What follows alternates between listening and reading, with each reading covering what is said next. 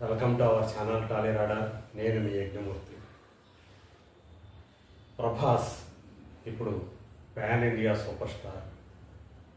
ఆ మాటకు వస్తే మొట్టమొదటి పాన్ ఇండియా సూపర్ స్టార్ తనేనని చెప్పాలి. అంతకుముందు ఎంతమంది స్టార్లు ఉన్నా ఎన్టీ రామారావు గారి దగ్గర నుంచి మొదలుకుంటే ఇప్పటి వరకు ఎంతోమంది సూపర్ స్టార్లని తెలుగు సినిమా చూసింది. అయితే వాళ్ళెవరూ కూడా తెలుగు రాష్ట్రాలని దాటి ఎక్కువగా ప్రభావితం చేయలేదు. చిరంజీవి గారు 2-3 సినిమాలు చేశారు హిందీలో నేరుగా. అలాగే వెంకటేష్ కూడా చేశాడు, నాగార్జున చేశారు నేరుగా హిందీ సినిమాలు. కానీ అక్కడ వాళ్ళెవరూ కూడా స్టార్డమ్ని సంపాదించుకోలేకపోయారు. అలాగే బాలీవుడ్కి చెందినటువంటి చాలామంది సూపర్ స్టార్లు ఇక్కడికి వచ్చేటప్పటికి, దక్షిణాదికి వచ్చేటప్పటికి ఆ స్థాయిలో ప్రభావితం చూపించలేకపోయారు. అట్లా వాళ్ళు ఒక ప్రాంతానికే పరిమితమైనటువంటి స్టార్లుగా మిగిలిపోయారు. కానీ ఎప్పుడైతే బాహుబలి అనే సినిమా వచ్చిందో, బాహుబలి 2 ఈ 2 సినిమాలు కూడా నార్త్లోనూ బాక్స్ ఆఫీస్ దగ్గర ఘన విజయం సాధించడంతో ప్రభాస్ సూపర్ స్టార్గా దేశవ్యాప్తంగా అవతరించాడని చెప్పాలి.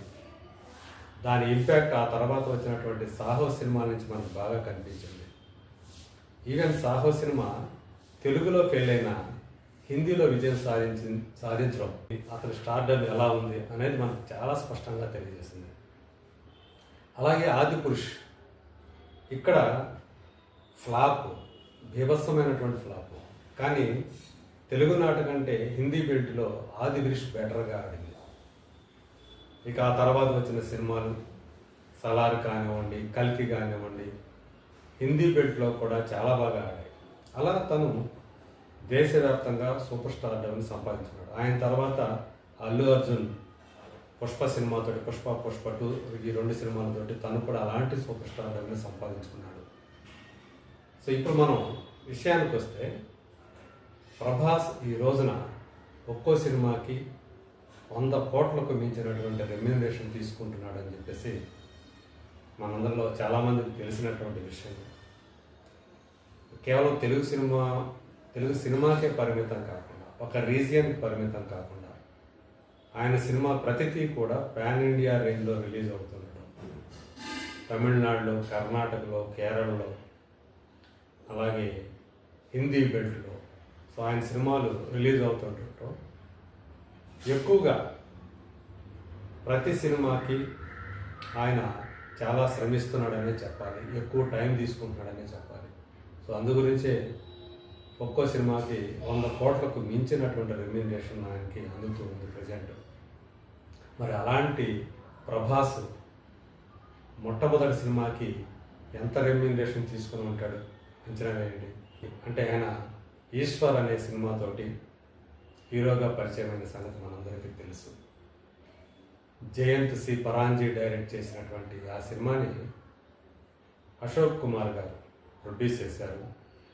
సో ఆయనకి అక్షరాల ఆ సినిమా ద్వారా అందినటువంటి అమౌంట్ కేవలం 8 లక్షల రూపాయలు మాత్రమే. ఈ విషయాన్ని స్వయంగా ఒక ఇంటర్వ్యూలో 2007-2006 ప్రాంతాల్లో నేను చేసినటువంటి ఒక ఇంటర్వ్యూలో, అప్పుడు నేను ఆంధ్రభూమి డైలీలో ఉన్నాను. అప్పుడు ఆయన చెప్పినటువంటి విషయం 8 లక్షల రూపాయలు తన రెమ్యూనరేషన్ అని చెప్పేసి ఆయన చెప్పారు. మరి ఆయన దాన్ని ఏం చేశారు అంటే అది జ్ఞాపకం లేదు. ఆ 8 లక్షలతో ఏం చేశాను నేను దాచుకోలేదు. కాబట్టి నేను దాన్ని ఏమి దాచుకోలేదు, ఖర్చు పెట్టేశాను. దేనికి ఖర్చు పెట్టాను అనేది మాత్రం నాకు గుర్తులేదని చెప్పేసి ఆ రోజు ఆయన చెప్పారు. సో అలా కేవలం 8 లక్షల రూపాయలతో మొదలైనటువంటి పారితోషికం రూపంలో మొదలైనటువంటి ఆయన ప్రస్థానం ఇవాళ సో 20 ఏళ్ళు దాటిపోయింది. సో ఈ కెరీర్లో ఆయన ఈ రోజున ఏకంగా 100 కోట్లకు మించినటువంటి రెమ్యూనరేషన్ తీసుకున్నటువంటి ఒక సూపర్ స్టార్గా ఎదగటం అనేది మాత్రం అది కేవలం కాకతాళీయం అయితే కాదు. ఆయన శ్రమ ఎంతో ఉంది. సో కష్టపడ్డాడు. తన పెదనాన్న కృష్ణరాజు రెబల్ స్టార్గా తెలుగు సినిమా ప్రేక్షకుల చేత కొనియాడబడినవాడు. సో అలాంటి ఆయన తమ్ముడి కొడుకు, సో ఆయనకి కృష్ణరాజు గారికి కుమారులు లేరు మనకు తెలుసు. ఆయన తమ్ముడైనటువంటి సూర్యనారాయణరాజు, సో గోపీకృష్ణ మూవీస్ ఏదైతే కృష్ణరాజు సొంత బ్యానర్ ఉందో అది ఆ ఇద్దరు అన్నదమ్ములు కలిసి పెట్టినటువంటి బ్యానర్. దానికి సంబంధించినటువంటి అన్ని పనుల్ని కూడా సూర్యనారాయణరాజు గారే చూసుకునేవారు. సో ఆయన కుమారుడైనటువంటి ప్రభాస్ తన పెదనాన్న వారసుడిగా ఆ నటనలోకి వచ్చి సో ఈరోజు ఈ స్థాయికి ఎదుగుతాడని మాత్రం ఎవ్వరూ కూడా కల్లో కూడా ఊహించలేదు, తను కూడా ఊహించలేదు. నేను గనక యాక్టర్ని కాకపోయి ఉంటే బిజినెస్ మ్యాన్ అయి ఉండేవాడిని కూడా ఆ ఇంటర్వ్యూలో చెప్పాడు. సో అది కూడా ఏ బిజినెస్ చేస్తాడు ఏంటనేది కూడా ఆయనకు ఐడియా లేదు ఆ టైంలో.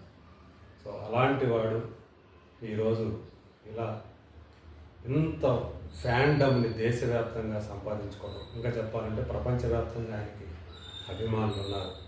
సో అలాంటి ఒక ప్రస్థానం కేవలం 8 లక్షల రూపాయలతో మొదలుపెట్టి ఈరోజు 100 కోట్లకు మించినటువంటి 150 కోట్ల రూపాయలని కూడా చెప్తూ ఉన్నారు రీసెంట్గా. సో ఈ స్థాయికి ఎదగటం అంటే ఒక రకంగా చెప్పాలంటే చాలామంది నటులకు తను మార్గదర్శకుడనే చెప్పాలి. ఇప్పటికీ కూడా ఎంత ఎదిగినా ఒదిగి ఉండేటువంటి మనస్తత్వంతో తను డార్లింగ్గా అందరి హృదయాల్ని గెలుచుకున్నాడు. సో అతని గెలుపు గాథ చాలామందికి స్ఫూర్తిదాయకమనే చెప్పాలి.